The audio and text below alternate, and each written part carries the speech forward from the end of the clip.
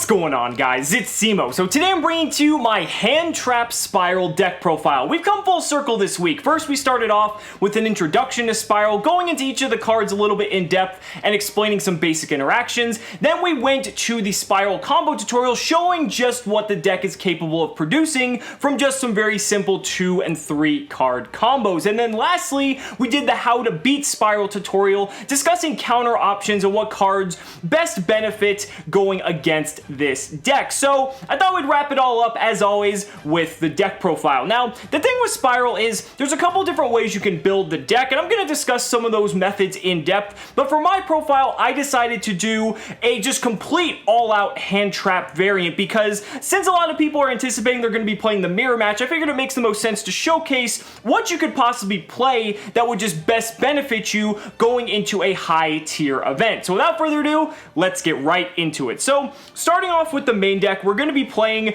the what I would consider the core lineup of monsters. So we've got 3 copies of Super Agent, 3 copies of Drone, and then 3 copies of Quick Fix. I would say that this is pretty much standard for the most part. You might see some people opting to play 2 copies of Spiral Super Agent, and the reason for that is because Super Agent, while it is a good card, it doesn't necessarily facilitate any of the deck's primary combos outside of like maybe extending and also doing like an OTK here and there. But other than that, most of the deck's combos lie within some of its other cards. But to be fair, a lot of the games can also be determined by a blind call of Super Agent as well. So if you're able to correctly blind call something, it can actually completely change the outcome of a game. So this is pretty much standard though. And then wrapping up the Spiral lineup, we have 1 Master Plan, 1 copy of Sleeper, and 1 copy of Last Resort. I would say that again, these are cards you all just want to play at 1 because on their own, they're all incredibly powerful, but because of the way this deck works, you don't really want to draw multiples of any of them, and you don't really want to draw any of these in general. Like, if you draw Master Plan, it's not the end of the world, but it's not the greatest thing.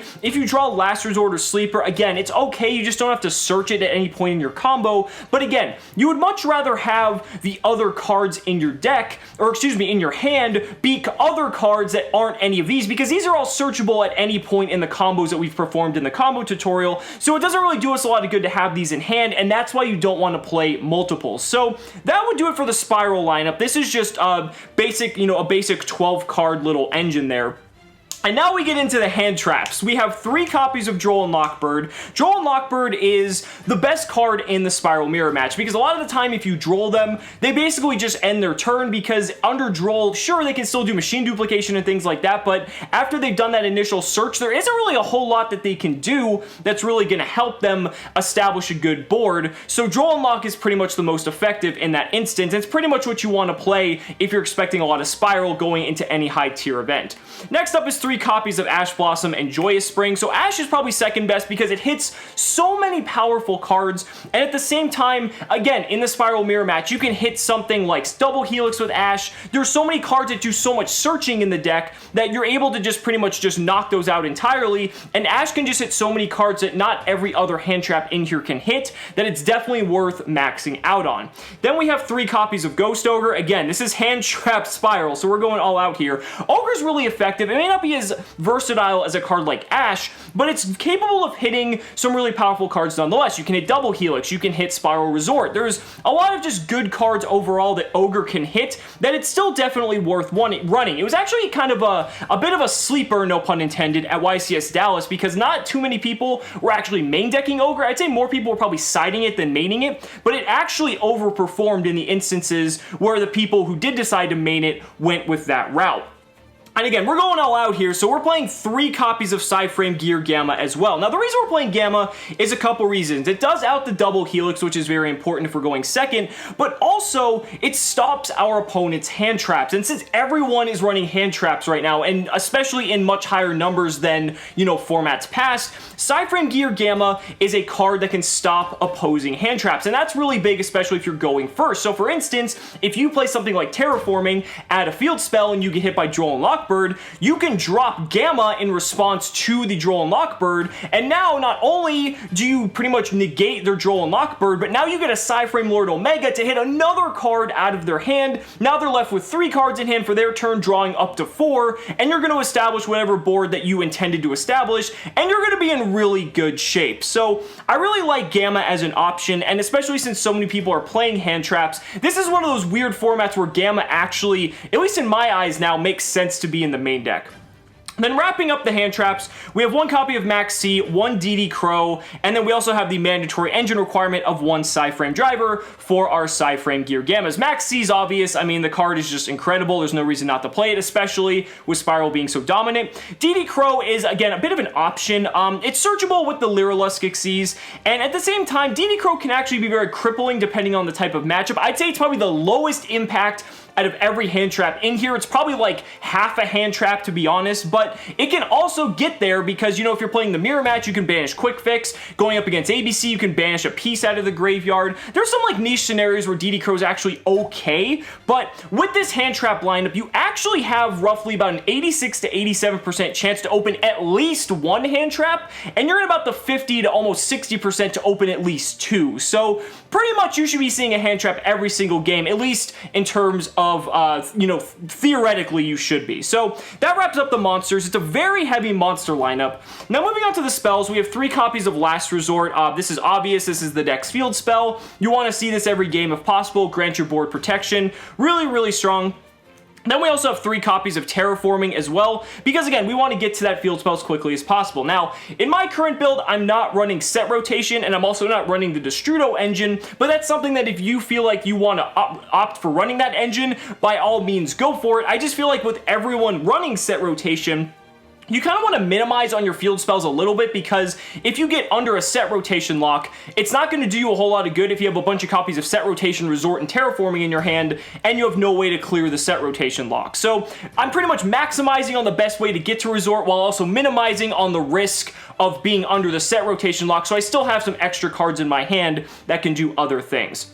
Next up, we have 3 copies of Machine Duplication. I mean, this is just like the auto win card. Obviously, like the funny thing is, like, this is the last thing you want to use, because with everyone playing so many hand traps, this card is so risky. But at the same time, let's say for instance, like, you know, you play your Gamma and your Gamma gets Ash, because since Gamma special summons a monster from the deck, it can be hit by Ash Blossom. Well, then you know that Ash Blossom and as well is pretty much out of the picture, so then you can machine dupe and actually just capitalize on that. So that's a cool little trick you can do there. And then rounding out the spells, we have 1 copy of Big Red, 1 Foolish Burial, and 1 1-for-1. Big Red I like as a 1-of because I feel like you don't want to draw it. I mean, it's okay if you draw it, but again, it's searchable in our combos, so it's not really like the end of the world if we don't only have 1 copy, but some people opt for 2. I know the first and second place deck profile from Dallas is running 2, but a majority of players are running 1, so it's kind of something people go back and forth on. Foolish is good because in tandem with Quick Fix, you can pretty much get 2 spirals on the board for double Helix. You just search the Big Red, Foolish one of your spirals, and then you're pretty much good to go from there. And then 1-for-1 is just absolutely crazy in this deck. It allows you to get Quick Fix onto the board by special summoning it, meaning you still have your normal summon.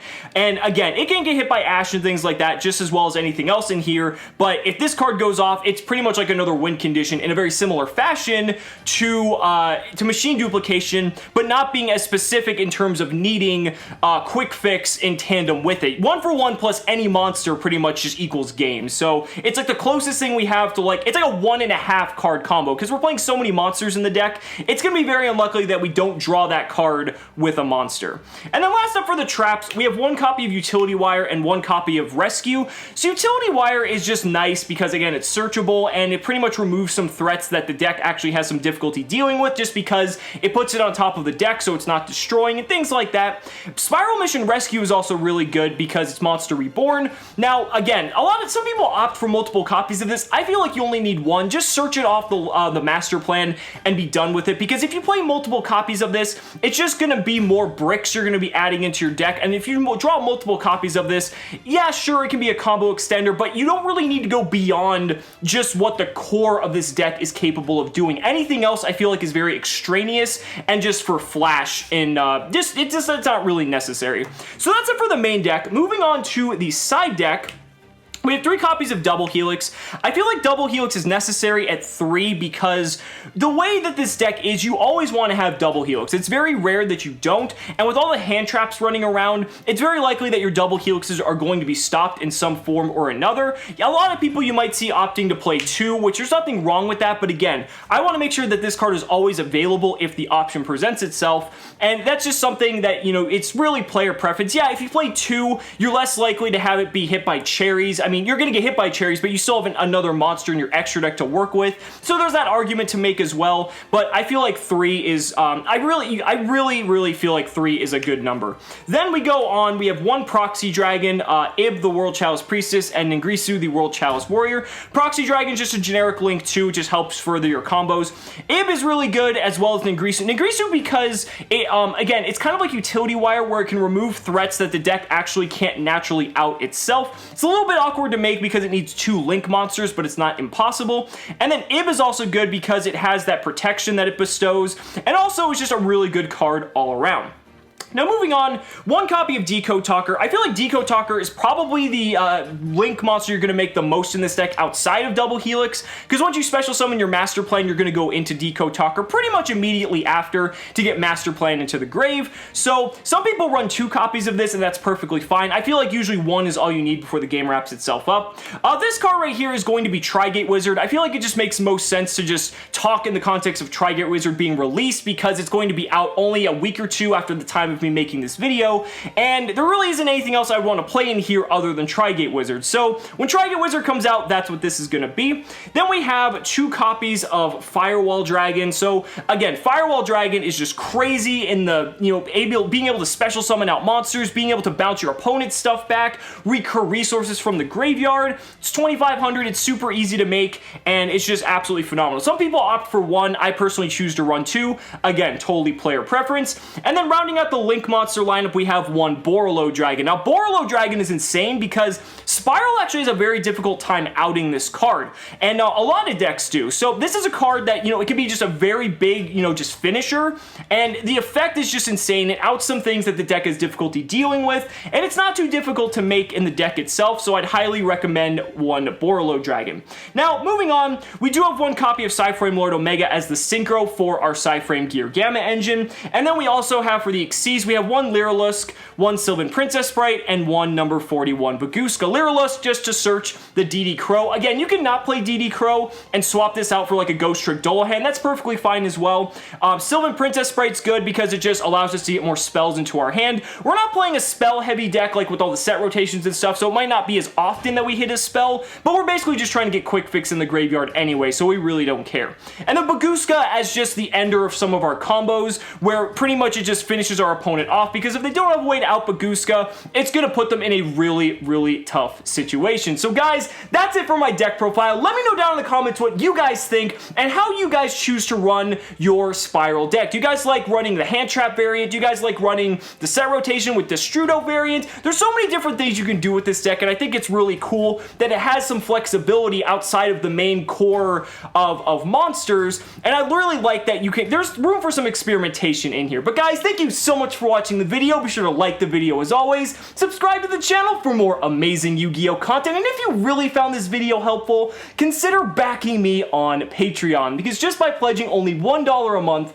you're investing in my ability to continue bringing you amazing Yu-Gi-Oh content. So thanks so much again, and we'll see you next time. 1, 2, 3.